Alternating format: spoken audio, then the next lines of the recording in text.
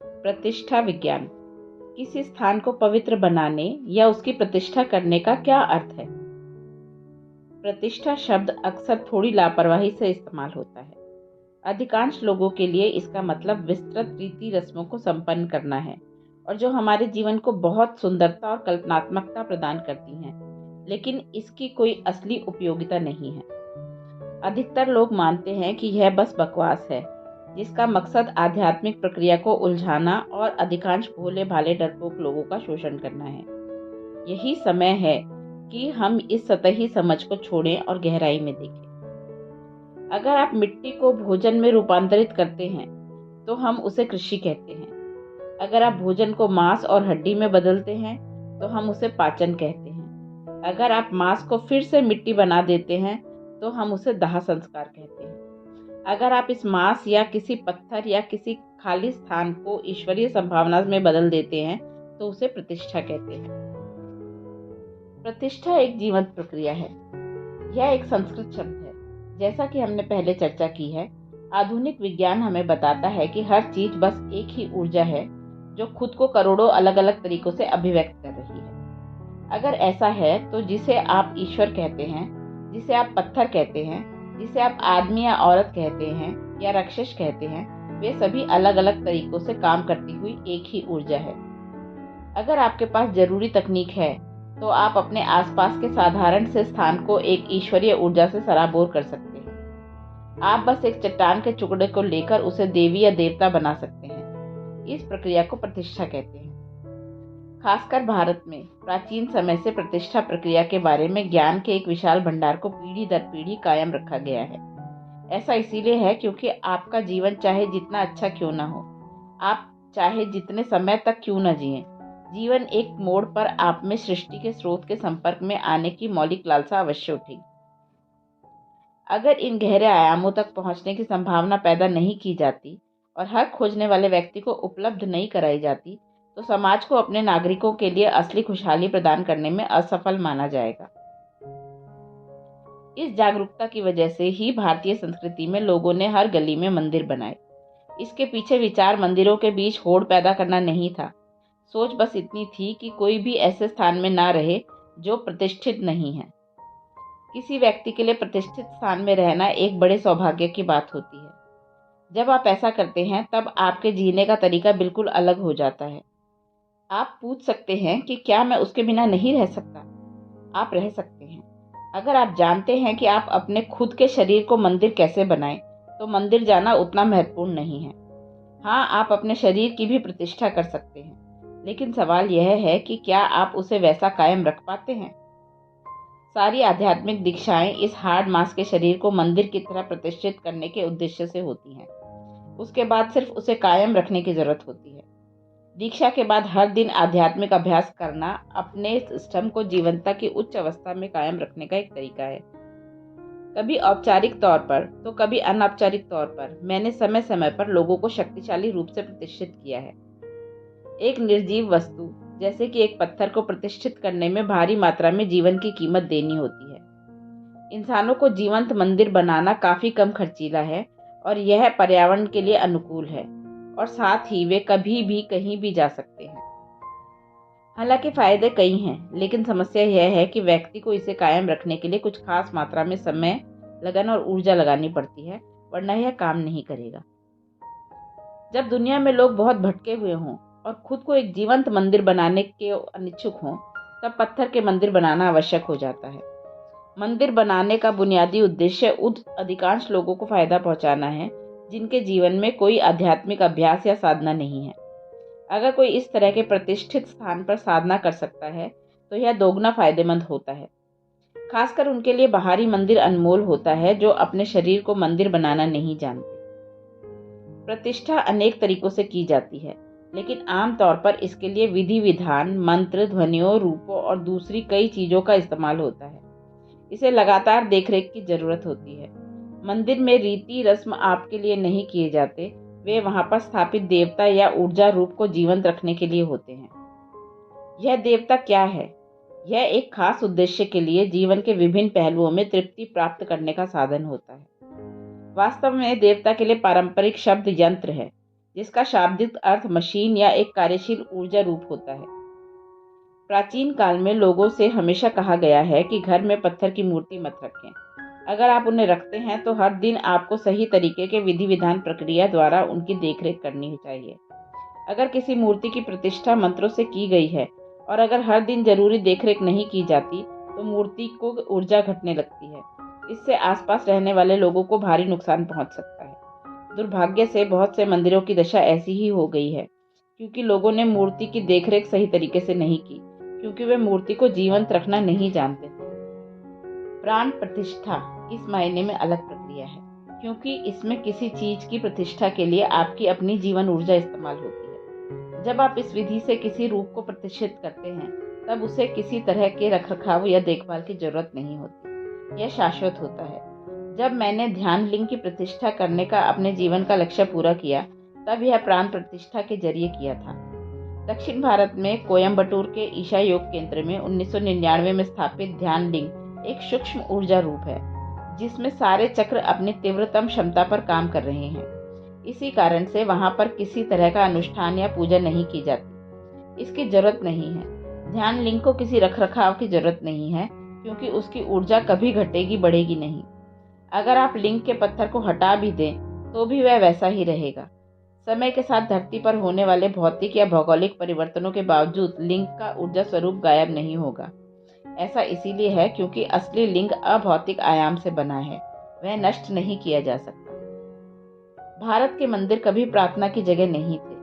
परंपरा यह थी कि सुबह उठते ही आप सबसे पहले नहाते थे और सीधे मंदिर जाते थे, वहां कुछ देर बैठते थे और उसके बाद ही अपना दिन शुरू करते थे।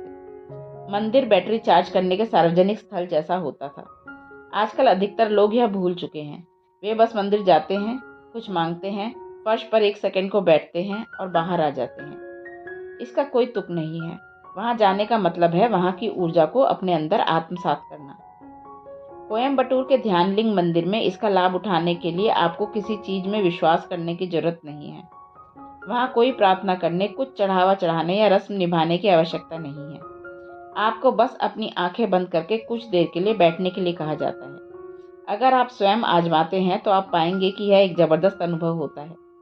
ध्यान लिंग तीव्रता का वह उच्चतम स्तर है जिसे कोई रूप या आकृति प्राप्त कर सकती है। यहाँ तक कि अगर कोई व्यक्ति जिसे ध्यान करने के बारे में कुछ भी मालूम नहीं वहां आकर बैठता है तो वह अपने आप ध्यान की अवस्था में चला जाएगा। यह इस तरह का अद्भुत साधन है। अगर मुझे आवश्यक समर्थन और मौका मिले तो मैं पूरी धरती को ही प्रतिष्ठित करना चाहूंगा।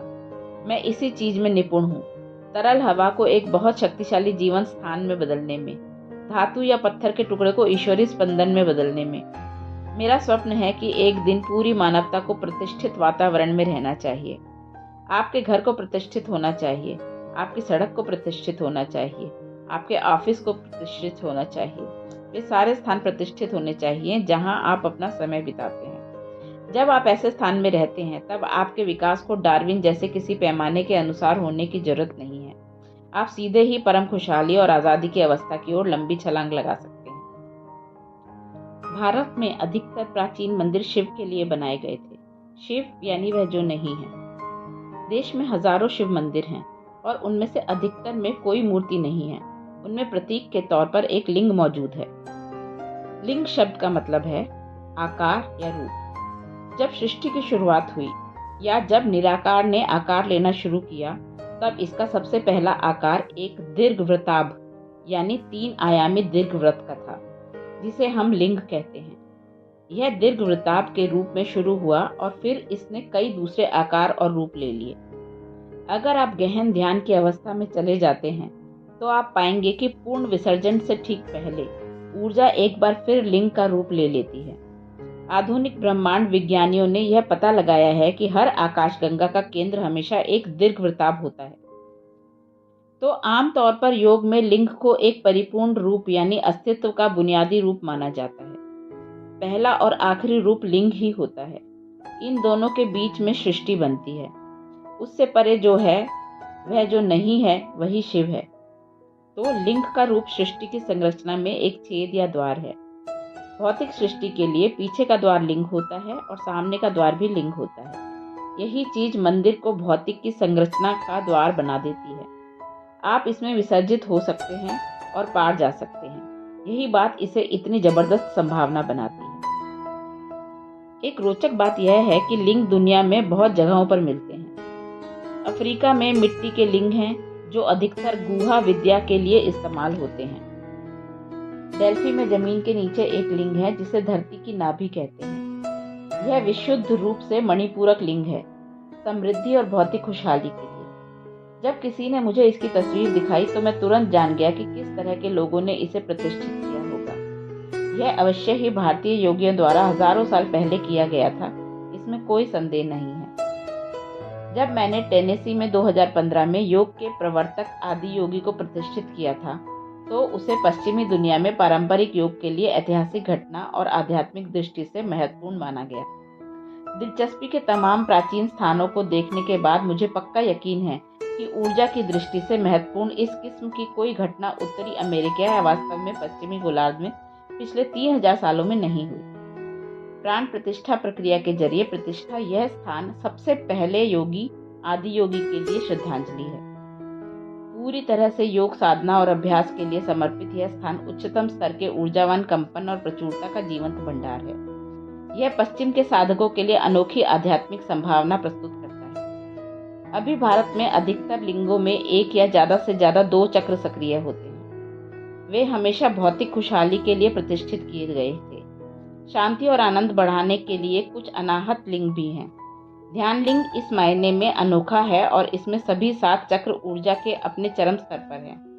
7 चक्रों के लिए 7 अलग अलग लिंग बनाना काफी आसान होता, लेकिन उनका असर इतना नहीं होता। तो ध्यान लिंग सर्वोच्च विकसित प्राणी के ऊर्जा शरीर की तरह है। पारंपरिक तौर पर जिन्हें शिव कहते हैं, जो अनंत काल तक सभी के लिए उपलब्ध रहेगा, यह सर्वोच्च अभिव्यक्ति है जो संभव हो सकती है। अगर आप ऊर्जा को तीव्रता के सर्वोच्च स्तर तक ले जाते हैं तो वह एक खास सीमा तक ही रूप बनाए रह सकती है।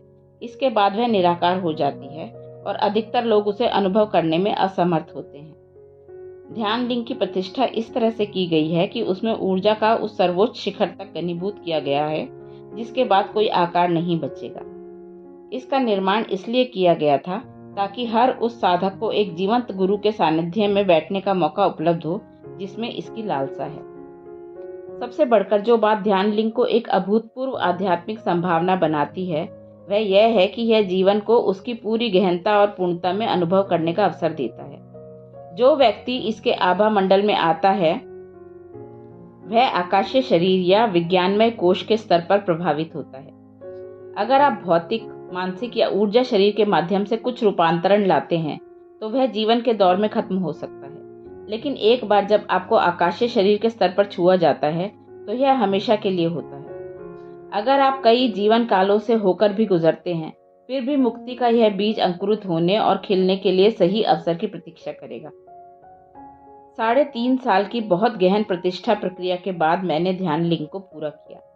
कई योगियों और सिद्ध पुरुषों ने इस तरह के लिंग का सृजन करने की कोशिश की थी, लेकिन विभिन्न कारणों से सारे जरूरी तत्व एक साथ नहीं जुटाए जा सके। यह मेरी इच्छा नहीं थी, यह मेरे गुरु की इच्छा थी। हालांकि मेरे गुरु के साथ मेरा संपर्क क्षण भर को ही था, फिर भी यह हर रूप में प्रभावशाली था। इसने मेरे जीवन का हर कदम निर्धारित किया है, यहाँ तक कि मेरा जन्म भी।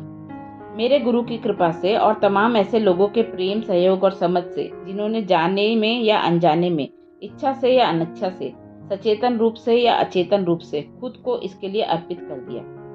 ध्यान लिंग अंततः पूरा हो चुका है। मैं उन सब लोगों का आभारी हूँ।